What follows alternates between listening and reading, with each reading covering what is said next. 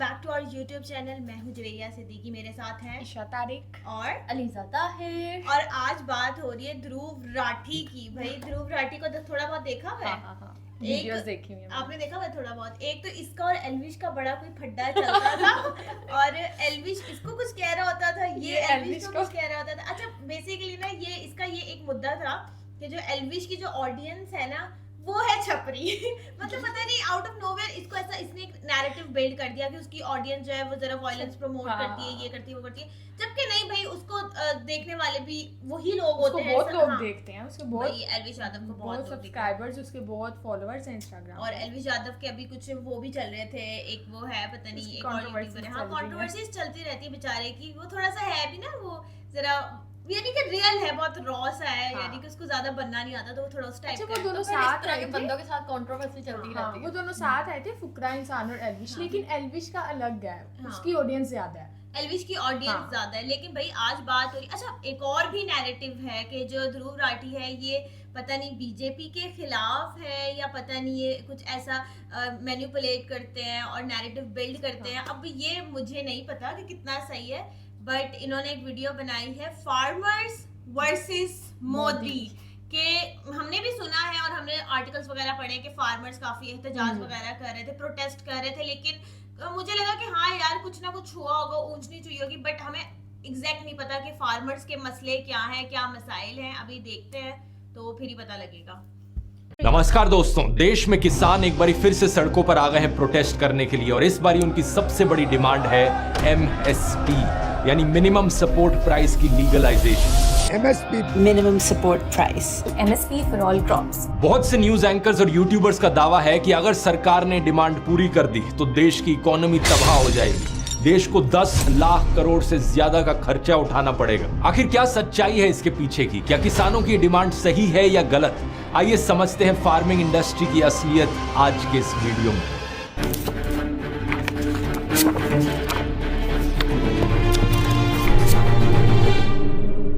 MRP यानी maximum retail price, ये वो दाम है जिससे ज्यादा में चीजें नहीं बेची जा सकती मार्केट में। MRP एग्जिस्ट करता है ताकि देश की आम जनता को, कंज्यूमर्स को प्रोटेक्ट किया जा सके, कोई भी कंपनी या दुकानदार हमें एक्सप्लॉइट ना करे। MRP नहीं होता तो आप इमेजिन कर सकते हो दोस्तों किस तरीके से लोगों को लूटा जाता। आप रेगिस्तान में हो, पानी की कमी हो रही है, ये लो पानी की बोतल 2000 रुपए की। आपके शहर में कुकिंग ऑयल की कमी हो रही है, ये लो 1000 रुपए पर लीटर का कुकिंग ऑयल खरीदो। अब MRP के ही कॉन्ट्रास्ट में इसकी उल्टी चीज है MSP यानी मिनिमम सपोर्ट प्राइस, कि कम से कम किसानों को इतना दाम तो दिया ही जाएगा उनकी फसलों का। सेम रीजन है ताकि कंपनीज और मिडलमैन उन्हें एक्सप्लॉइट ना कर सके। अगर खरीदने वालों ने एक माफिया बना रखा है तो किसान 2 रुपए पर किलो प्याज और 50 पैसे पर किलो गार्लिक बेचने पर मजबूर ना हो। कम से कम उसे एक मिनिमम प्राइस की तो गारंटी दी जाए। MRP की तरह MSP भी बड़ी लॉजिकल सी चीज है, इसलिए ज्यादातर पॉलिटिशियंस हमेशा इसके फेवर में ही खड़े हुए हैं। जैसे कि बीजेपी लीडर नरेंद्र मोदी 2014 से पहले। सुनिए उन्होंने क्या कहा था। मिनिमम सपोर्ट प्राइस हर किसान के लिए वो सरदर्द बना हुआ है और सरकार के लिए वो मनमंसूबी करने का एक बहुत बड़ा तरीका बन गया। एक राज्य में गेहूं का मिनिमम सपोर्ट प्राइस एक होगा, बगल के राज्य में दूसरा होगा। एक जगह पर चावल का एक रेट होगा, दूसरी जगह दूसरा रेट होगा, लेकिन सब जगह खरीदने वाली भारत सरकार। लेकिन किसान को सही दाम नहीं मिलते। क्यों? दाम तय करने की नीति निर्धारित नहीं। वाह, कितने बढ़िया तरीके से नरेंद्र मोदी ने इस प्रॉब्लम को समझाया। तालियां हो जाए इनके लिए। लेकिन सिर्फ प्रॉब्लम ही नहीं, सॉल्यूशन भी बताते हैं ये। आगे सुनिए। और इसलिए भाइयों बहनों, हमने हमारे घोषणा पत्र में कहा है कि हम मिनिमम सपोर्ट प्राइस, उसके लिए एक नियम तय होंगे, उसके पैरामीटर तय होंगे, उसके आधार पर तय होगा। और इसलिए हमने कहा है किसान का जो इनपुट कॉस्ट आता है, पानी का खर्चा, मजदूरी का खर्चा, बिजली का खर्चा, बीज का खर्चा, खाद का खर्चा, दवाई का खर्चा, जितना भी उसकी लागत लगती है, उस लागत के ऊपर उसका 50% प्रॉफिट लिया जाएगा और उसको मिनिमम सपोर्ट प्राइस से खरीदा जाएगा। भारत में MSP को इशू किया जाता है CACP के द्वारा, यानी commission for agriculture costs and prices. ये एक डिसेंट्रलाइज्ड एजेंसी है जिसे 1965 में एस्टैब्लिश किया गया था और आज के दिन ministry of agriculture and farmers welfare के अंडर ये फंक्शन करती है। लेकिन सवाल ये कि एमएसपी की कॉस्ट कैसे डिसाइड करी जाए, एमएसपी कितनी होनी चाहिए आखिर। साल 2002 में एक कमेटी बनाई गई थी, high level committee on long term grain policy, जिसे हेड किया जा रहा था इकोनॉमिस्ट अभिजीत सेन के द्वारा। इस कमेटी ने कहा कि एमएसपी होनी चाहिए C2 कॉस्ट ऑफ प्रोडक्शन के बेसिस पर। अब इसका क्या मतलब है यहाँ पर, C2 समझने के लिए हमें A2 और FL कॉस्ट को भी समझना पड़ेगा। पहले आती है A2 कॉस्ट। ये वो कॉस्ट है जो किसानों को पे करनी पड़ती है डायरेक्ट एक्सपेंसेस के तौर पर। किसान जो सीड्स खरीदते हैं, फर्टिलाइजर्स खरीदते हैं, पेस्टिसाइड्स खरीदते हैं, लेबर को हायर करते हैं अपनी फील्ड में काम करने के लिए, फ्यूल का खर्चा जो आता है, ये सब A2 कॉस्ट है। इसके बाद आती है FL कॉस्ट। FL का फुल फॉर्म है फैमिली लेबर। ये वो कॉस्ट है जो एक एस्टिमेटेड वैल्यू है अनपेड फैमिली लेबर का। मतलब एक किसान जब अपने खेत में काम करता है, अक्सर उसके परिवार के लोग भी उसकी मदद करते हैं खेती करने में, और क्योंकि उसके परिवार के लोग अपना समय लगाकर उसके काम में हाथ बटा रहे हैं, तो उनकी लेबर की भी तो कॉस्ट होगी। वो अपने समय में ये करने की जगह कोई और नौकरी भी कर सकते थे, नौकरी की उस अपॉर्चुनिटी को उन्होंने मिस किया। इस चीज को इकोनॉमिक्स में अक्सर अपॉर्चुनिटी कॉस्ट कहा जाता है। तो ये है A2 और FL कॉस्ट। CACP आज के दिन MSP डिसाइड करने के लिए A2 प्लस FL कॉस्ट को लेता है और उसका 1.5 टाइम्स कर देता है। इस तरीके से आज के दिन MSP डिसाइड करी जाती है। लेकिन अभिजीत सेन की कमेटी ने कहा था कि हमें C2 कॉस्ट को कंसीडर करना चाहिए। C2 का full form comprehensive cost. C2 cost में हम ना सिर्फ A2 और FL कॉस्ट को लेंगे, बल्कि हम ओन्ड कैपिटल और रेंटल वैल्यू ऑफ लैंड की कॉस्ट को भी कंसीडर करेंगे। इसे एक एग्जाम्पल से बेहतर समझ सकते हो, जैसे कि एक फोटोग्राफर जिसका अपना खुद का फोटो स्टूडियो है। अपना काम करने के लिए उसे ना सिर्फ खर्चा उठाना पड़ता है फोटोज खींचने का, फोटोज प्रिंट कराने का, बल्कि कैमरा खरीदने का भी, स्टूडियो का रेंट पे करने का भी। फोटोग्राफर के स्टूडियो की तरह एक किसान की जमीन की भी अपनी रेंटल वैल्यू होती है। अगर वो उसकी खुद की जमीन है तो वो एक कैपिटल है, और अगर वो उसकी खुद की जमीन नहीं है तो वो उस पर रेंट पे करता है। इसके अलावा एक फोटोग्राफर के कैमरे, स्टूडियो लाइट्स की तरह एक किसान को भी ट्रैक्टर खरीदना होता है, कल्टीवेटर खरीदना होता है। और किसान एक ट्रैक्टर को सिर्फ मजे मजे के लिए तो खरीद नहीं रहा है, खेती करने के लिए ही खरीदा जा रहा है ट्रैक्टर को। तो उस कॉस्ट को भी अकाउंट में लेना पड़ेगा कि नहीं लेना पड़ेगा। इन्हीं सब चीजों को ओन्ड कैपिटल एसेट्स कहा जाता है। और अभिजीत सेन की कमीशन रिपोर्ट ने यही कहा कि C2 कॉस्ट में हम A2 कॉस्ट, FL कॉस्ट और इस एक्स्ट्रा कॉस्ट को भी इंक्लूड करें और फिर MSP का नया बेसिस बनाएं। इसके बाद दोस्तों एक स्वामीनाथन रिपोर्ट आती है। साल 2004 में MS स्वामीनाथन नाम के एक इंसान नेशनल कमीशन ऑन फार्मर्स को हेड कर रहे थे। शायद आपने इनका नाम ऑलरेडी सुना हो, क्योंकि ग्रीन रेवोल्यूशन के ये वन ऑफ द आर्किटेक्ट्स थे। 2004 से लेकर 2006 के बीच में स्वामीनाथन कमीशन 5 रिपोर्ट्स रिलीज करता है। टोटल में ऑलमोस्ट 2000 पेजेस की ये सारी रिपोर्ट्स थी। इसमें 5वीं रिपोर्ट के 246 पेज पर लिखा गया है, MSP should be at least 50% more than the weighted average cost of production. अब कुछ लोग कंफ्यूजन जाहिर करते हैं कि स्वामीनाथन कमीशन एक्चुअली में C2 कॉस्ट की बात कर रहे थे या A2 प्लस FL कॉस्ट की बात कर रहे थे। लेकिन अगर हम पूरी रिपोर्ट को देखेंगे तो कोई कंफ्यूजन नहीं है। पेज 74 से लेकर 84 के बीच में डिटेल्ड डिस्कशन किया गया है कि कैसे ज्यादातर स्टेट्स में MSP C2 कॉस्ट को रिकवर नहीं कर पा रहा है, और अगर ये C2 कॉस्ट रिकवर हुई ही नहीं तो उन फसलों की किसान खेती करना ही छोड़ देंगे लॉन्ग टर्म में।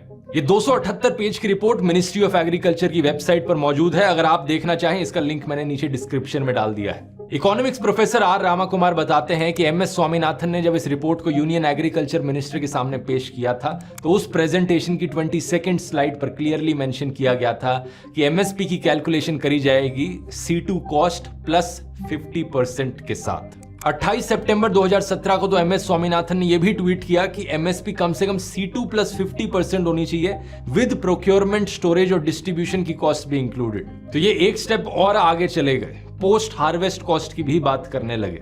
जब किसान अपनी फसलों को स्टोर करेंगे, उस स्टोरेज की भी कॉस्ट आएगी, उसको भी हमें अकाउंट में लेना चाहिए। ये चीज सिर्फ इस ट्वीट में ही नहीं बल्कि स्वामीनाथन कमीशन की दूसरी रिपोर्ट में भी मेंशन की गई थी। 412 पेज नंबर पर लिखा गया था कि CACP should look into the aspects of risk factor, marketing and post harvest expenses.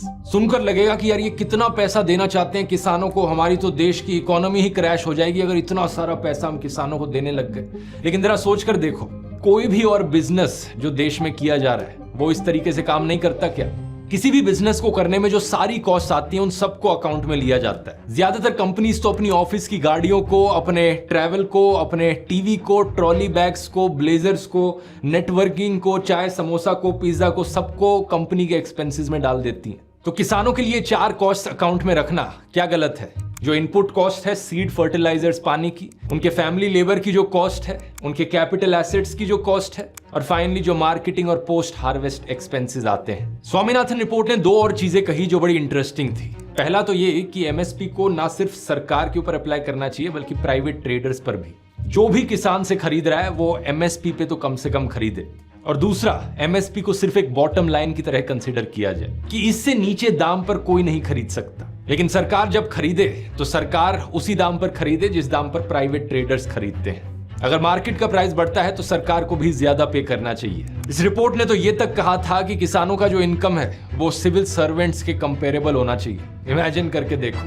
लेकिन छोड़ो, इतनी दूर की क्या बात करनी, हम सिर्फ C2 प्लस 50% कॉस्ट को लेकर चलते हैं। अब सवाल ये कि कौन किसानों के साथ खड़ा होए उनको ये सही दाम देने के लिए। मैं किसानों से ये सरकारों के दमन से मुक्ति दिलाना चाहता हूं। नरेंद्र मोदी, उन्होंने ना सिर्फ किसानों और एमएसपी की ये बात करी थी बल्कि उन्होंने तो संकल्प भी ले डाला। भारत की आर्थिक स्थिति सुधारनी है तो भारत के किसान की स्थिति सुधारनी पड़ेगी, और उसी को लेकर के भारतीय जनता पार्टी आज आपका आशीर्वाद मांगने आई है। एक बार जोरदार तालियां हो जाए इनके लिए। क्या बेहतरीन तरीके से इन्होंने अपनी बात रखी है। मतलब पहले 2 मिनट में प्रॉब्लम समझाई, फिर अपना सॉल्यूशन भी दे दिया, और आगे जो बोलते हैं ये उसे सुनकर आपकी आंखों में आंसू आ जाएंगे। लाल बहादुर शास्त्री कहते थे, जय जवान जय किसान। इन्होंने कहा, युद्ध के मैदान में जितने जवान मरे हैं उससे ज्यादा मेरे किसानों ने आत्महत्या की है, बेमौत मरना पड़ा है, और इसलिए मेरे भाइयों और बहनों, अगर भारत का जीवन बदलना है तो भारत के गांव का जीवन बदलना होगा। भारत का जीवन बदलना है तो भारत के गांव का जीवन बदलना पड़ेगा। सच बताऊं दोस्तों, मेरे लिए ज्यादा कुछ बोलने को बचा ही नहीं है। इतने बढ़िया तरीके से नरेंद्र मोदी ने अपनी बात रखी है। लेकिन इस वीडियो के बाद क्या हुआ? जनता ने अपना आशीर्वाद तो दे दिया। 2014 में नरेंद्र मोदी प्रधानमंत्री बन गए। 2 साल बाद उन्होंने एक और बहुत बड़ा वादा किया कि 2022 में जब भारत अपना 75th इंडिपेंडेंस डे मनाएगा तब किसानों की इनकम डबल हो जाएगी। अब कुछ लोग कहेंगे, भाई कोविड आ गया इसलिए मोदी जी ऐसा नहीं कर पाए, उन्होंने अपनी मेहनत तो पूरी करी। अरे कोविड के 2 साल निकाल भी दो, 2022 नहीं तो 2024 तक तो डबल हो जानी चाहिए थी। किसानों की इनकम डबल करने की जगह, किसानों को एमएसपी एट C2 प्लस 50% देने की जगह मोदी सरकार ने उल्टा क्या किया? 3 काले कानून पास किए, द 3 फार्म लॉज। इस पर मैंने पहले भी वीडियोस बनाए थे जब ये कानून पास हुए थे। एक वीडियो में तो ये भी आपको दिखाया था कि कितने अनकॉन्स्टिट्यूशनल तरीके से इन्होंने बिल पास किया पार्लियामेंट में। लेकिन दूसरी दिक्कत ये थी कि ये बिल्स एक्चुअली में कॉर्पोरेट्स को कितना फेवर कर रहे थे किसानों के ऊपर। ऐसा नहीं है कि उन कानूनों के आने से पहले किसान कॉर्पोरेट्स के साथ कॉन्ट्रैक्ट फार्मिंग नहीं कर सकते थे, ऑब्वियसली कर सकते थे, लेकिन उन 3 फार्म लॉज में जो लिखा था वो बेसिकली ऐसा कहने जैसा था कॉर्पोरेट्स को कि कहीं से कुछ खरीदो, कहीं बेचो, अपनी मंडी लगाओ, मजे ही मजे। सरकारी मंडी पर टैक्स होगा लेकिन प्राइवेट मंडी से टैक्स हटाओ। जिसे हम काला बाजारी कहते रहे उस तरीके की होर्डिंग करो, आर्टिफिशियल प्राइस राइज करवाओ, मजे ही मजे। ऑलमोस्ट हर चीज में बड़ी बड़ी कॉर्पोरेट कंपनीज को एडवांटेज दिया गया किसानों के कंपैरिजन में। पिछले साल अगस्त में एक रिपोर्ट पब्लिश करी गई रिपोर्टर्स कलेक्टिव में, जिसमें कुछ बड़ी इंटरेस्टिंग चीजें पता चली इन फार्म लॉस के बारे में। पता चला कि शरद मराठे नाम के एक आदमी ने नीति आयोग के उस वक्त के वाइस चेयरमैन राजीव कुमार को एक चिट्ठी लिखी थी। ये दोनों पहले से ही एक दूसरे को जानते थे। इस चिट्ठी में लिखा गया था कि कैसे इंडिया में market driven agriculture business model लाने की जरूरत है। 16 अक्टूबर 2017 के निकाले गए नीति आयोग के इस ऑफिस मेमोरेंडम को देखिए। इसमें उसी शरद मराठे के कॉन्सेप्ट नोट की बात करी गई है। इसमें सजेस्ट किया गया कि नीति आयोग इसको लेकर एक टास्क फोर्स बिठाए, और गेस व्हाट, एक टास्क फोर्स बिठाई गई। कौन था उस टास्क फोर्स पर? शरद मराठे खुद। इसके अलावा बड़ी बड़ी कॉर्पोरेशंस जैसे कि Adani group, Patanjali, big basket, Mahindra group, ITC, लेकिन कोई भी फार्मर इस टास्क फोर्स में नहीं था। इनफैक्ट फार्मर तो छोड़ो, कोई फार्मर ऑर्गेनाइजेशन या इकोनॉमिस्ट तक इस टास्क फोर्स में नहीं था। अगली रिपोर्ट हमें बताती है कि कैसे अडानी ग्रुप की कंपनीज चाहती थी कि देश के एसेंशियल कमोडिटीज एक्ट को रिपील किया जाए, क्योंकि ये एक्ट एक्चुअली में कंपनीज को रोकता था होर्डिंग करने से। अडानी ग्रुप क्यों चाहता था इस एक्ट को हटाना? शायद इसका कनेक्शन एक पुराने इवेंट से है, 2015 का दाल scam. In April this year, the price of arhar dal started spiking all of a sudden. The dal, which was available in the market for less than 70 rupees, started costing more than 200 rupees. 2015 में दोस्तों दाल का दाम 200 रुपए पर kilo पहुंच गया था। सरकार ने रेड मारी, 6077 रेड्स हुई। 70,000 टन से ज्यादा दाल को सीज किया गया, जिसे इलीगली होर्ड किया जा रहा था। कौन इसका फायदा उठा रहा था? बिजनेस टुडे की रिपोर्ट को देखिए। कंपटीशन कमीशन ऑफ इंडिया ने रेड मारी ग्लेनकोर एक्सपोर्ट ट्रेडिंग ग्रुप और एडलवाइस ग्रुप के ऑफिसेस पर। एक इनकम टैक्स प्रोब करा तो पता चला कि ग्लेनकोर, एडलवाइस और एटीजी मेजर प्लेयर्स थे इस पल्स प्राइस रिगिंग केस में। और फाइनली अब इस ईपीडब्ल्यू रिपोर्ट को देखिए। ग्लेनकोर का इन्वेस्टमेंट था ईटीजी ग्रुप के etc agro processing India private limited में, और अडानी ग्रुप का कनेक्शन था ग्लेनकोर के साथ एक जॉइंट वेंचर के जरिए केम ऑयल अडानी प्राइवेट लिमिटेड। तो सिंपल सी बात है दोस्तों, जब दाल 200 रुपए पर किलो में बिक रही थी, आम आदमी को नुकसान सहना पड़ रहा था, किसानों को फायदा नहीं हो रहा था, बल्कि बीच की कुछ कॉर्पोरेट कंपनीज को फायदा हो रहा था। और सरकार को ऐसे केस में क्या करना चाहिए था?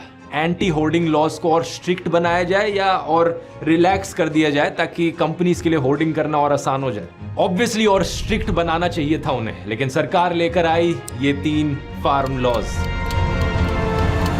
कुछ लोगों ने फार्म लॉज को जस्टिफाई करने के लिए कहा कि देखो, स्वामीनाथन रिपोर्ट ने भी मेंशन किया था कि एग्रीकल्चर सेक्टर को लिबरलाइज करने की जरूरत है, मार्केट रिफॉर्म्स लाने की जरूरत है। ये बात सच है। स्वामीनाथन रिपोर्ट को अगर आप देखोगे, 5th रिपोर्ट के पेज नंबर 31 पे लिखा हुआ है कि कैसे स्टेट एपीएमसीज के रोल को रिव्यू करने की जरूरत है, हमें एक सिंगल इंडियन मार्केट की तरफ बढ़ने की जरूरत है। फार्म लॉज लाते वक्त भी सरकार ने कहा था 1 नेशन 1 मार्केट, लेकिन प्रॉब्लम यहाँ डिटेल्स में आती है। ऊपर से जो मार्केटिंग की टर्म्स है, इन्हें तो किसी भी तरीके से तोड़ मरोड़ के यूज किया जा सकता है। The devil is in the details. लेकिन स्वामीनाथन रिपोर्ट ने जब एमएसपी की बात करी थी, C2+50% फॉर्मूला की बात करी थी, फार्म लॉज में उन्हें कहीं नहीं लाया गया था। आज के दिन एमएसपी की इंप्लीमेंटेशन का स्टेटस जानते हैं क्या है दोस्तों? सेंट्रल गवर्नमेंट के द्वारा अपॉइंट की गई शांता कुमार कमेटी का एस्टिमेट है कि सिर्फ 6% फार्मर्स को देश में बेनिफिट मिलता है एमएसपी का। कुछ और रिपोर्ट्स हैं जो कहती हैं कि ये 6% एक अंडर एस्टिमेट है, लेकिन हम शांता कुमार पर यहाँ यकीन करते हैं, जो कि खुद एक बीजेपी पॉलिटिशियन है और फॉर्मर चीफ मिनिस्टर रहे हैं हिमाचल प्रदेश के। साल 2020 में इन्होंने द प्रिंट को बताया था कि सिर्फ 6% एलीट फार्मर्स को बेनिफिट मिलता है एमएसपी का, और वही लोग फार्म लॉस को अपोज कर रहे हैं। ये बात कहीं ना कहीं सही है। ज्यादातर फार्मर्स जो आज के दिन प्रोटेस्ट कर रहे हैं वो हरियाणा, पंजाब के हैं और कुछ वेस्टर्न यूपी के हैं। ऐसा क्यों है? खुद ही सोचकर देखो दोस्तों। 2 टाइप के किसान हैं यहाँ पर। एक वो किसान जिससे कुछ छीना जा रहा है, जिसे अभी एमएसपी मिलती है लेकिन उससे एमएसपी छीनी जा रही है, वो प्रोटेस्ट करेंगे, या दूसरी तरफ वो किसान जिन्हें कभी एमएसपी मिली ही नहीं। बिहार का एग्जाम्पल लेकर देख लीजिए। 2006 में बिहार ने एपीएमसी एक्ट को अबॉलिश कर दिया था। बिहार के किसानों को इससे क्या मिला? ये रिपोर्ट हमें बताती है कि 2007-8 और 2016-17 के बीच में इन 10 सालों में एक भी ऐसा सीजन नहीं रहा जहां पर बिहार के किसानों को एमएसपी के ऊपर का दाम मिला हो। 2018 की रिपोर्ट, बिहार में फार्मर्स को गेहूं बेचना पड़ा एमएसपी से कम दाम पर। 2020 की स्टडी, पंजाब के किसानों को 30% ज्यादा क्रॉप प्राइस मिलता है बिहार के किसानों के कंपैरिजन में, सिर्फ एमएसपी की वजह से। तो देश के बाकी जो किसान प्रोटेस्ट नहीं कर रहे हैं, उनकी हालत और भी ज्यादा बदतर है। होना तो यह चाहिए कि बाकी 94% किसानों को भी एमएसपी के दायरे में लाया जाए, लेकिन सरकार ने क्या करने की कोशिश करी? जिन्हें एमएसपी मिल रहा था उनसे भी एमएसपी छीनने की कोशिश करी थी। इसलिए 3 साल पहले हमें भारी स्केल पर फार्मर्स प्रोटेस्ट देखने को मिले थे। 1 साल तक प्रोटेस्ट चले, करीब 600 से 700 लोग उन प्रोटेस्ट में मारे गए, और उसके बाद उन फार्म लॉज को थैंकफुली वापस ले लिया गया। और अब जानते हैं क्या? जब प्रोटेस्ट दोबारा शुरू हुआ है तो उस ओरिजिनल डिमांड के लिए हुआ है जो नरेंद्र मोदी ने 2014 में करी थी, एमएसपी की लीगल गारंटी, किसानों को उनका सही दाम मिलना। लेकिन एमएसपी की डिमांड अगर नरेंद्र मोदी करे तो सही और किसान करे तो ये गलत हो जाती है। हिपोक्रेसी की भी सीमा होती है। 20 फरवरी के इस आर्टिकल को देखिए। सरकार ने 177 से ज्यादा सोशल मीडिया अकाउंट्स को बैन कर दिया सिर्फ इसलिए क्योंकि वो किसानों के हक की बात कर रहे थे। जब इन अकाउंट्स को बैन किया गया तो ट्विटर ने एक पब्लिक रिप्लाई भी दिया था, हम सरकार के ऑर्डर को सुनकर अकाउंट्स बैन कर रहे हैं, लेकिन जो सरकार कर रही है वो गलत है, फ्रीडम ऑफ एक्सप्रेशन के खिलाफ जाता है। किसान एकता मोर्चा का जो पेज था उस पर 5 लाख फॉलोअर्स थे, 2 साल से बैंड पड़ा है, वो पिछले फार्मर्स प्रोटेस्ट में बैन किया था। ट्विटर पर बहुत से जर्नलिस्ट और यूजर्स का ये कहना है जब जब उन्होंने फार्मर्स के फेवर में बात करी, सरकार ने उनके अकाउंट्स को बैन कर दिया। और जब मैं अपने वीडियो में कहता हूं कि देश डिक्टेटरशिप की ओर गिरता जा रहा है तो कुछ लोग कहते हैं ना भाई ना, देश अभी भी डेमोक्रेसी है। बताना कौन सी डेमोक्रेसी में आपने सुना है कि जो लोग किसानों के फेवर में बात करें सोशल मीडिया पर, उनके मास स्केल पर सोशल मीडिया अकाउंट्स बैन कर दो। मैंने तो ऐसा किसी डेमोक्रेसी में होते हुए नहीं देखा। लेकिन यहां मैं आपको एक सोल्यूशन भी बताना चाहूंगा। इन अकाउंट्स के बैन्स को बाईपास करने का ये किया जा सकता है एक वीपीएन का इस्तेमाल करके। आप कोई भी वीपीएन की ऐप डाउनलोड करो अपने फोन में और उससे आप अपनी लोकेशन स्पूफ कर पाओगे, क्योंकि सरकार सिर्फ इंडिया के अंदर अकाउंट्स को बैन कर सकती है, इंडिया के बाहर नहीं। वीपीएन के जरिए आप अपनी फोन की लोकेशन बदल सकते हो। आप लोकेशन कहीं भी बाहर की सेट कर लो, यूएस से कनाडा, ऑस्ट्रेलिया, यूरोप, कहीं की भी कर लो, और जो ब्लॉक्ड अकाउंट्स हैं वो आपको दिख पाएंगे इंडिया में रहते रहते। मेरी राय में one of the best VPN की एप्स है नॉर्ड वीपीएन। इनके 6000 से ज्यादा सर्वर्स हैं 67 अलग अलग देशों में। सबसे बढ़िया एडवांटेज है इसका कि किसी भी देश में आप जाओगे, वहां के देश की जो भी लोकल रिस्ट्रिक्शन होगी आप उसे बाईपास कर पाओगे। ऐसी हरकतें चाइनीज सरकार भी बहुत करती है, और चाइना में तो फेसबुक, यूट्यूब जैसी एप्स बैंड हैं, उन्हें भी एक्सेस किया जा सकता है नॉर्ड वीपीएन का इस्तेमाल करके। इसके अलावा आपकी ऑनलाइन प्राइवेसी को भी प्रोटेक्ट करता है, क्योंकि ये आपके आईपी एड्रेस को छुपा कर रखता है। और इनका लेटेस्ट फीचर है कि ये इंडिया में भी एक वर्चुअल सर्वर प्रोवाइड करते हैं, तो जो लोग इंडिया के बाहर रह रहे हैं वो भी अपनी लोकेशन को स्पूफ कर सकते हैं, प्रिटेंड करके कि वो इंडिया में हो। क्योंकि नॉर्ड वीपीएन ने इस वीडियो को स्पॉन्सर किया है, तो आप लोगों को एक बहुत बड़ा डिस्काउंट मिलेगा, प्लस 4 एडिशनल महीने फ्री मिलेंगे अगर आप मेरे लिंक का इस्तेमाल करेंगे, nordvpn.com/dhruv। ये लिंक नीचे डिस्क्रिप्शन में भी आपको मिल जाएगा, और ये रिस्क फ्री है क्योंकि नॉर्ड वीपीएन की 30 डे मनी बैक गारंटी है। तो nordvpn.com/dhruv जाकर आप ट्राई कर सकते हैं। अब टॉपिक पर वापस आते हैं। अब आज के दिन नॉर्थ इंडिया में फार्मिंग की क्या इकोनॉमिक वायबिलिटी है, इसे हम एक रियल लाइफ एग्जांपल से समझते हैं। मेरे परिवार में, रिश्तेदारों में अभी भी बहुत से लोग खेती करते हैं, तो ये जो एग्जांपल मैं आपको दिखाऊंगा ये मेरे चाचा द्वारा दी गई जानकारी से तैयार किया गया है। मैंने उनसे डिटेल में बात करके समझा कि एग्जैक्टली किस किस चीज का क्या क्या खर्चा आता है और उन्हें कितना मुनाफा मिल पाता है। ये पूरी एक्सेल फाइल कैलकुलेशंस के साथ आप सामने स्क्रीन पर देख सकते हैं। ये दिखाती है हरियाणा में आज के दिन मिलेट की खेती यानी बाजरे की खेती की क्या इकोनॉमिक वायबिलिटी है। ये दूसरा जो आप चार्ट देख रहे हैं इसमें बेसिकली चीजें 2 हिस्सों में डिवाइडेड है। लेफ्ट साइड में अगर आप खेती को बिजनेस की तरह करते हैं, यानी कि आप जमीन रेंट पर लेते हैं और लोगों को हायर करते हैं अपने खेत में काम करने के लिए, ऐसे केस में जो सबसे बड़ा खर्चा आपको आएगा वो है मैन पावर का 57%, ट्रैक्टर रेंट 7% और जमीन का किराया 31%। इस केस में प्रति एकड़ आपको लगभग 20,000 रुपए का नुकसान होगा। तो ये बिजनेस मॉडल फेल है। दूसरे केस में अगर आपकी जमीन है और आप खुद खेती कर रहे हैं तो सबसे बड़ा खर्चा आता है पानी का और बीज का, और ऐसे केस में लगभग 34,000 रुपए प्रति एकड़ का प्रॉफिट हो पाता है। ये 1 साल के टाइम पीरियड में देखा जा रहा है। लेकिन एक किसान को रिस्पेक्टिवली अगर पूरे परिवार का अपना खर्चा चलाना है तो 34,000 साल के लिए कुछ भी नहीं होता। यहाँ 2 लाख रुपए तो कम से कम मानने चाहिए हमें। इसलिए दूसरे केस में भी अगर ये बिजनेस मॉडल काम करना है तो इसके लिए किसान के पास कम से कम 3 एकड़ की जमीन होनी चाहिए। इसे देखकर आपको अंदाजा लग जाना चाहिए कि खेती करनी आज के दिन कितनी मुश्किल है। ये वाली जो कैलकुलेशन थी ये बाजरा के लिए थी, मिलेट्स के लिए, लेकिन यही प्रॉफिट मार्जिन बढ़ जाता है अगर हम धान की फसल को कंसीडर करें तो। इस केस में आप स्क्रीन पर देख सकते हैं 48,000 रुपीज पर ईयर का प्रॉफिट है पर एकड़ अगर खुद की जमीन है, और इसे अगर एज अ बिजनेस किया जाए जमीन लीज पर लेकर तो भी कुछ थोड़ा सा प्रॉफिट बनाना पॉसिबल है, करीब 3,000 रुपए पर एकड़ का पर ईयर प्रॉफिट। इससे 2 चीजें क्लियरली पता चलती हैं। पहला तो ये कि जिन किसानों के पास 3 एकड़ से कम जमीन है उनके लिए गुजारा चलाना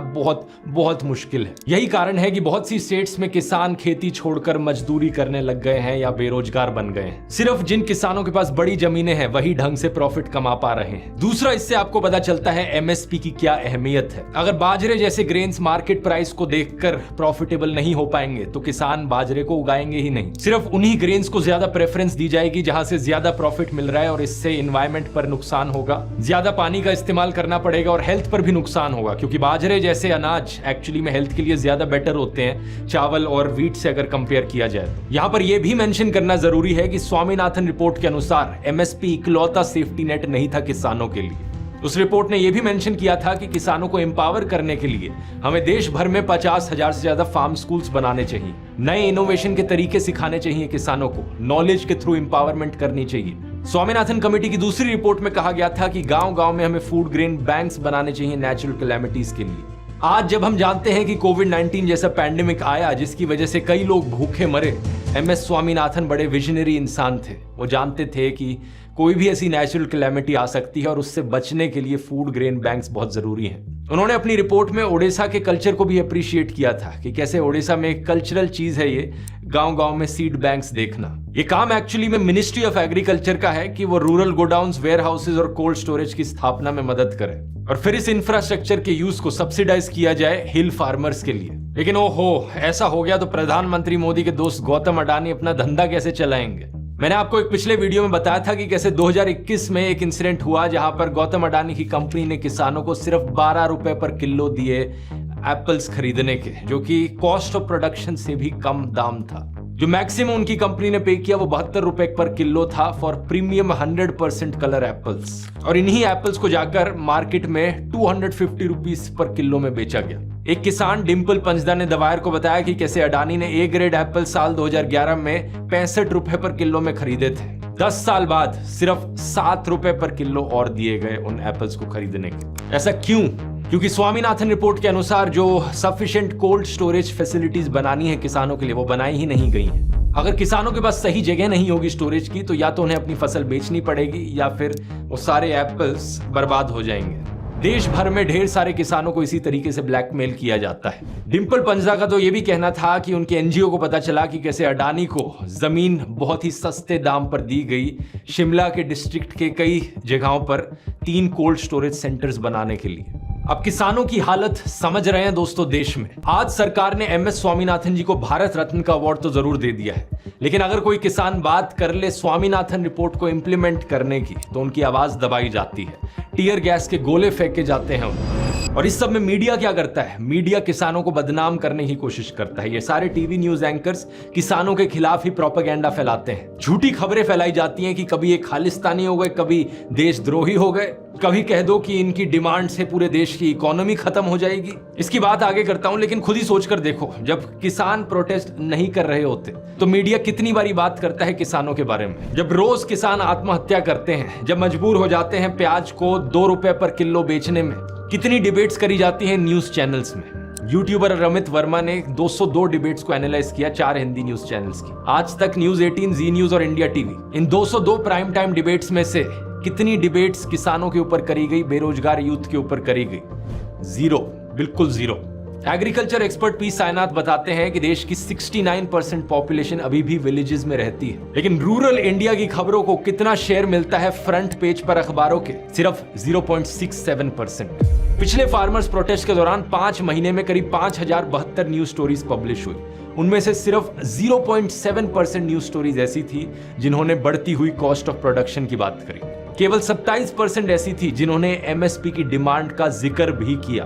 तो जब किसान मरते हैं, बुरी हालतों से गुजरते हैं, तब मीडिया बिल्कुल चुप रहता है। लेकिन जैसे ही वो अपनी आवाज उठा ले कि हमें एमएसपी दे दो, कम से कम इतना मिनिमम प्राइस दे दो ताकि हम अपना गुजारा चला सकें, इन टीवी चैनलों का प्रोपेगेंडा शुरू हो जाता है। एक यूट्यूबर ने कहा कि अगर सरकार ने किसानों की सुनकर एमएसपी लागू कर दिया तो देश को 10 लाख करोड़ का खर्चा उठाना पड़ेगा। एक दूसरे ने कहा 18 लाख करोड़। ये लोग इतना झूठ बोलते हैं कि जिस न्यूज आर्टिकल का ये इस्तेमाल करते हैं झूठ बोलते वक्त, वो भी उसी सेकंड इनके झूठ को पकड़ लेता है। 10 lakh crore is miss information. पहली बात यह है कि अभी जो एमएसपी मिल रही है और जो नई एमएसपी होगी उसमें जो फर्क है, सिर्फ उसी अमाउंट को तो कंसीडर किया जाएगा ना कि वो एक्स्ट्रा खर्चा पड़ रहा है सरकार के लिए। एक CRISIL स्टडी के अनुसार, जिन्होंने एग्जामिन किया 23 में से 16 क्रॉप्स को जिन पर एमएसपी लगा है, एस्टिमेट है कि सरकार को जो असली कॉस्ट पड़ेगी एमएसपी लीगलाइज करने की वो करीब 21,000 करोड़ रुपए ही होगी मार्केटिंग ईयर 2023 के लिए। दूसरी बात, एग्रीकल्चर एक्सपर्ट देवेंद्र शर्मा बताते हैं कि सरकार हर चीज को नहीं खरीदती किसानों से। सरकार सिर्फ तभी एमएसपी पर खरीदती है जब प्राइसेस क्रैश कर जाते हैं। बाकी जो एमएसपी पे खरीदने का काम है वो प्राइवेट प्लेयर्स करेंगे। स्वामीनाथन रिपोर्ट के अनुसार एमएसपी को प्राइवेट कंपनीज पर भी लागू किया जाना चाहिए। तो अगर खर्चा यहां पर किसी को उठाना पड़ेगा तो वो मिडिलमैन कॉर्पोरेट कंपनीज हैं जो वैसे ही करोड़ों रुपए कमाने लग रही हैं। और उन्हें क्या दिक्कत होगी किसानों को एक मिनिमम सपोर्ट प्राइस पे करने में, जब बाकी और इंडस्ट्री में सिमिलर कानून ऑलरेडी एग्जिस्ट करते हैं। जब कोई कंपनी किसी इंप्लॉय को हायर करती है तो मिनिमम वेज लॉ एप्लीकेबल होता है कि नहीं होता? तो उसी तरीके से जब कोई कंपनी किसी किसान से फसल खरीदे, एक मिनिमम सपोर्ट प्राइस का लॉ एप्लीकेबल हो सकता है। अब इस चीज को सुनकर कोई कहेगा यार ये तो फ्री मार्केट प्रिंसिपल्स के खिलाफ जाता है, सरकार इस तरीके से रेगुलेशन कैसे लगा सकती है, हमें तो बिल्कुल फ्री मार्केट रखना चाहिए। लेकिन मैं आपसे पूछना चाहूंगा, जब अदानी किसान से 12 रुपए किलो में एप्पल खरीदता है तो क्या ये फ्री मार्केट है? जब नियम बदले जाते हैं और 6 एयरपोर्ट अडानी की प्लेट पर सजा कर दिए जाते हैं तो क्या ये फ्री मार्केट है? देश में जो व्हाइट रेवोल्यूशन आई थी वो फ्री मार्केट की वजह से नहीं आई थी, सरकार की प्रोटेक्शनिज्म की वजह से आई थी, मिल्क कोऑपरेटिव्स की वजह से आई थी। इसकी बात मैंने अमूल वाले वीडियो में करी है। लोग एक शब्द को सुन लेते हैं फ्री मार्केट और शुरू हो जाते हैं। ये भारी भरकम शब्द उछालने से पहले लोगों को समझना चाहिए कि एडम स्मिथ की क्या फिलॉसफी है। David Ricardo, labour theory, Karl Marx, John Maynard Keynes, इन सब को समझकर ही अपना ओपिनियन बनाना चाहिए फ्री मार्केट क्या चीज होती है क्या नहीं होती। आपको ये सारी कॉम्प्लेक्सिटी समझने की जरूरत नहीं है, आप बस इस वीडियो को देख लो। ये जो है 25 रुपए का मुझे मिला है, फिर 100 ग्राम मकई के दाने के मेरे किसान भाइयों को आखिर कितना पैसा मिलता? अगर वो इतना सा मकई के दाना 25 रुपए में बेचते हैं, फिर तो वो बहुत अमीर हो जाने चाहिए थे। पर नहीं, ऐसा नहीं है। जो सच्चाई है वो बहुत अलग है। एक बड़ी सिंपल सी बात कही है फेसबुक यूजर प्रियंका सिंह ने, जो कहती हैं कि वो किसान की बेटी हैं। इन्होंने स्वीट कॉर्न का एक पैकेट खरीदा 100 ग्राम का। इसका दाम कितना था? 25 रुपए, यानी कि 1 किलो स्वीट कॉर्न पड़ेगा आपको 250 रुपए का। अब इस 250 रुपए में से किसान को कितना मिलता है? हमने इस पूरे वीडियो में डिस्कस किया एमएसपी के बारे में। अगर एमएसपी लगाया गया तो किसान को मिलेगा 21 रुपए पर किलो। 250 रुपए में से सिर्फ 21 रुपए पर किलो की बात हो रही है यहाँ पर। एमएसपी लागू करने के बाद भी किसान को सिर्फ इतना ही मिलेगा, यानी कि मिडिलमैन जो है वो फिर भी 230 रुपए खा जाएगा बीच के। क्या किसान को इतना सा मिनिमम प्राइस मिलना भी गलत है क्या? अब आप ही बताओ नीचे कमेंट्स में लिखकर। ये वीडियो पसंद आया तो अब ये वाला वीडियो भी देखना, जिसमें मैंने समझाया कि सरकार और कौन सी इंडस्ट्रीज में कैसे कैसे कानूनों को उलट पुलट कर रही है, सिर्फ अपने क्रॉनिक कैपिटलिस्ट दोस्तों को फायदा पहुंचाने के लिए। आप भी शॉक हो जाएंगे देखकर। यहाँ क्लिक करके देख सकते हैं। बहुत बहुत धन्यवाद।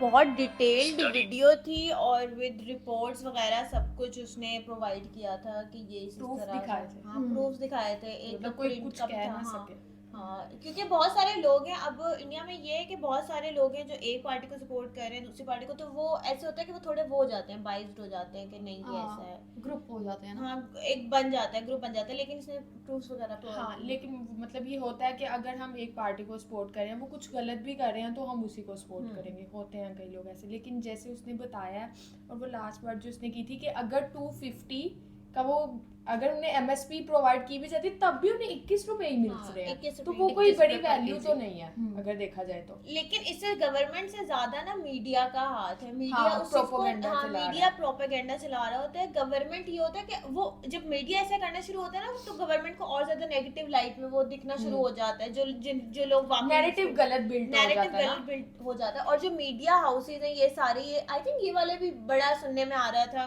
कि जो फार्मर्स हैं, ये खालिस्तान का कुछ ऐसा है। वो हाँ। वाली कंट्रोवर्सी भी चल रही थी, लेकिन वैसा कुछ भी नहीं है। खालिस्तान की कोई कंट्रोवर्सी नहीं है यहाँ पे। बस वो हर ये एक तस्वीर का एक अलग पहलू हाँ। सामने उभर के आता है। कुछ मीडिया हाउसेस ने वो हाँ। नैरेटिव पेश किया कि ये पता नहीं उनकी जो अपनी कंट्रोवर्सी है, लेकिन ये सिर्फ ये था कि बस हमारी जो है कि वो थोड़ी सी ज्यादा बढ़ा दी जाए। और आई थिंक इस चीज पे डिस्कशन अब हो रेट रही थोड़ा है। बढ़ा दिया जाए, अब- ताकि उनकी जो स्टार्टिंग पे उन्होंने इन्वेस्ट करना है, अपनी जमीन हाँ। पे काम करवाना है, मजदूर हायर करना है, फिर उसके बाद जो है दोबारा उसको काश्त करना, उसको स्टोर में रखना, ये सारी चीजों की फिर वो वैल्यू है ना। ऐसा नहीं है कि वो कर एक नहीं rate रहे। है। मतलब उन्होंने हमें दिखाई स्पीच सुनी जहाँ पे हमने मोदी जी हाँ। की, उन्होंने कहा कि ऐसा होगा, लेकिन वो हो एक नहीं time पा रहा, वो taken, कोई time डिले taken हो है, गया। हाँ। हाँ, डिले हो गया। लेकिन वो होगा, उन्होंने बताया। ईशा ये चेक करो कि अगर एक प्राइम मिनिस्टर ने बोल दिया है और उस चीज में अगर डिले हो गया है, तो वो लोग सारे किस तरह से निकल आए, सारे निकल लोग निकल आए कि Exactly. ये अब डिले आपने बोला है, लेकिन अब ये चीज डिले हो गई वही है। ना, ये चीज समझने की कोशिश हाँ। नहीं कर रहे कि बहुत सारे मामलात हैं। बहुत सारे मामला हैं और वो आहिस्ता आहिस्ता चीज हो जाएगी। लेकिन जहाँ पे तो लोग बोल देते हैं, जो गवर्नमेंटल ऑफिशियल्स होते हैं वो बोल देते हैं, अवाम भी भूल जाती है, वो भी भूल जाते हैं, सब चैलेंज कर रहे हैं। यार मतलब ये तो एक मैटर है ना, यहाँ पर तो ऐसे 100 मैटर हाँ। जो करके बस बोल दिया और भूल भूल गए। गए। मतलब वो पेट से पढ़ के बोल दिया और बाद में गए। और आवाम भी ऐसी हमारी चिल्ल है। And at the same time कि इतने बड़े बड़े यूट्यूबर्स लाइक ध्रुव राठी का बहुत नाम है, बहुत इसको पसंद किया जाता है, जो और ये इन call issues को out highlight करते हाँ, हैं। वो कॉल आउट करते हैं कि ये चीज यहाँ पे ऐसे नहीं हुई, आपने ये कहा था, ये प्रॉपर वो हर चीज टोंट भी मार रहा था वो जिस बीच तरह में। से उसने समझाया हाँ। एक चीज, एक फैक्ट्स के साथ। हाँ, मतलब हमें फार्मिंग की कोई नॉलेज तो नहीं Fact थी ना, के लेकिन साथ उसने बताया बता उसने, दी हमें हाँ। सारी हाँ। प्राइजेस, क्या हो रहा है, कैसे हो रहा है। अच्छी उसने थी मतलब वीडियो। कोई ओपरी बात नहीं की, उसने ये फैक्ट्स के साथ बताया कि ये अच्छा, मसला है कि fact- आप हल कर सकते फैक्ट्स हैं, के साथ है तो ना? उसने बताया है, लेकिन भाई इसका भी एक और पहलू, इसका भी इसका भी एक और प्रोपेगेंडा पहलू है, इसका भी अपना प्रोपेगेंडा है, इसका भी अपना एक नैरेटिव है जो नैरेटिव हाँ। बिल्ड कर रहा है। कभी ये देखना कि जब ये वीडियोस होती है ना, जब वो बात करना शुरू करते हैं किसान के बारे में, तो पीछे एक सैड म्यूजिक लगा देता है, एक ऐसा थ्रिलिंग म्यूजिक लगा देता है कि वो हमें भी होता है कि यार वाकई यार किसान को दे दो यार। तो वो ये भी एक नैरेटिव मतलब वीडियो देख के हम कि सब किसान को नहीं, दे मतलब दो। ये भी एक नैरेटिव हाँ, जब एक ही बात होती है, मतलब तस्वीर के दो रुख होते हैं। अब हमें इन्होंने किसानों की कहानी बताई कि ये ऐसा ऐसा, अब गवर्नमेंट को क्या क्या इश्यूज फेस करने पड़ रहे हैं, क्या कोविड के दौरान फेस करने पड़े, जो उन्होंने मतलब वो क्यों वो उस चीज delay को हो डिले गया। हो गया, तो ये वो सारी भी चीजें एक साथ अलग साथ चीज चलती है। हैं। हाँ, लेकिन भाई अब ये आप पे हम छोड़ते हैं, आपकी क्या ओपिनियन है, आपको ये क्या कितनी चीज सही लगी है, कितनी गलत लगी है? क्योंकि हमें एक्चुअल में हमने उन किसान को जो वो फार्मर्स हैं उनको उनसे हम मिले नहीं। प्रोटेस्ट करते हुए देखा है, लेकिन हमने उनकी कोई स्पीच नहीं सुनी, नहीं। हमने उनकी कोई बात नहीं सुनी कि वो कह क्या रहे हैं। तो कि वो हमें खुद आके क्या कह रहे हैं। वाकई हमने बिल्कुल उनसे ऐसा ही उनका है। नहीं सुना, तो हमें आइडिया नहीं है। तो वो आप हमें बता सकते हैं, गाइड कर सकते हैं। वीडियो आपको कैसी लगी, अच्छी लगी, बुरी लगी? अब ये ना बिल्कुल बढ़ जाएगी ऑडियंस की, नहीं अच्छी है, हाँ। नहीं बुरी है कुछ ना, ऐसे वो वाला हो फैक्ट्स, जाएगा। कुछ ऐसे फैक्ट्स जो इसने नहीं बता पाया या कुछ गलत बात हो हाँ। गई, तो वो आप हमें बता हाँ, सकते वो हैं। बता सकते हैं। इसने फार्मर्स का पॉइंट ऑफ व्यू बता दिया है, आप हमें आप दूसरी हमें side गवर्नमेंट का बता सकते हैं। गवर्नमेंट का पॉइंट ऑफ व्यू बता सकते हैं, हाँ। क्योंकि वो भी फार्मर्स के लिए बहुत कुछ कर रहे हैं। जहाँ तक मैंने थोड़ी बहुत मैंने भी रिपोर्ट्स पढ़ी हैं कि वो मैंने भी फर्टिलाइजर्स यार वगैरह, देखा है कि वो मतलब ये अगर कह रहे हैं वो कि जैसे उन्हें ड्रोन दीदी schools- वाला था। उन्हें स्कूल्स प्रोवाइड हाँ। करने चाहिए, तो ऐसा हो रहा है, हो रहा है, डिजिटल हो रहा उनको है। सिखा रहे हैं। और वो मतलब जैसे ड्रोन बहुत कुछ ऐसा वीडियो में था जो मुहैया जैसे किया भी अब, गया farmers अलीजा को। बोल रही है कि वो ड्रोन ड्रोन दीदी दीदी वाला, वाली। हाँ। वो इतनी बड़ी एग्जांपल है कि वो फार्मर्स ही थी और ना, वो डिजिटल lady। प्लेटफॉर्म्स आए हैं जहाँ से ये लोग स्कूलिंग ले सकते हैं, हाँ। तो वो सब भी तो हो रहा है ना। वो तो प्रॉपर हमने उनकी जाके उनकी चैनल पे जाके Videos वीडियोस देखी देखी हुई हैं। हैं ड्रोन हमने। दीदी की हाँ। वीडियोस हैं, वो सारे फार्मर्स हैं और उनका किस तरह से फर्टिलाइजर्स हाँ। में इन्वेस्ट कर रहे हैं। गवर्नमेंट बहुत मनी इन्वेस्ट कर रही है, ऊपर से एजुकेशन को बच्चों को पढ़ा रहे हैं कि किस Educate तरह कर से रहे हैं आपने proper, हाँ exactly। कि और ज्यादा पैदावार हो, हर हाँ। चीज लेकिन हर चीज कराई जा रही है। बट आई डोंट नो, इसने बट बहुत एट द सेम टाइम ना क्राइसिस चलते रहते हैं, तो प्रॉब्लम जो होती है ना वो डिले हो जाती है, किसी को प्रायोरिटी मिल जाती है, किसी को नहीं मिलती। लेकिन मतलब जो वीडियो देखी है इसमें तो मुझे बस यही लगा है कि फार्मर्स को कुछ भी नहीं हाँ, मिल ये रहा। वैसे बड़ा इसने नैरेटिव बिल्ड किया है। हाँ। Oh my God, मैं भी लेकिन इत्तेफाक हो गई कि हमने ओह। जो जब ये कह रहा था ना, मेरे दिमाग में वो वीडियोस वो आ रही थी ऐसे कि ना- मैंने खुद देखी है, हाँ, वो हो भी रहा है, ऐसे- लेकिन इसने उनका जिक्र अच्छा, नहीं किया। इसने ड्रोन दीदी का नहीं जिक्र किया। ईशा और जवेरिया, एक और बात, जिन लोगों को इस चीज का नहीं पता तो वो तो बिल्कुल ही पीछे हो जाएंगे कि भाई हाँ। नहीं ये इसने सच कह दिया, इसके अलावा और कोई बात और हो वो ही नहीं जो सकती। वो जो थी अलीजा लखपति दीदी, वो वाली हाँ। भी, वो भी आई थिंक फार्मर्स की ही औरतें थी। वो सारी लखपति दीदी जो है वो सारे रूरल एरियाज की हाँ, mostly जब वाली इसने दीदी कहा ना कि 69% लोग रूरल एरियाज में रहते हैं, तो रूरल एरियाज में ही ऐसी चीजें प्रोवाइड हाँ, की जा रही provide हैं। की जा रही है। वो हमने काफी वीडियोस वगैरह देखी हैं, कुछ हमने आर्टिकल्स भी पढ़े हैं, तो हमें भी थोड़ा बहुत आइडिया। बट अब भाई हर किसी की अपनी ओपिनियन होती है, हाँ। हर किसी का एक अपना पर्सपेक्टिव होता है, माइंडसेट बिल्कुल। होता है। आप बताएं आपको वीडियो कैसी लगी है, लाइक करें, सब्सक्राइब करें और देखते रहें इनसाइड रिएक्शन। Take care.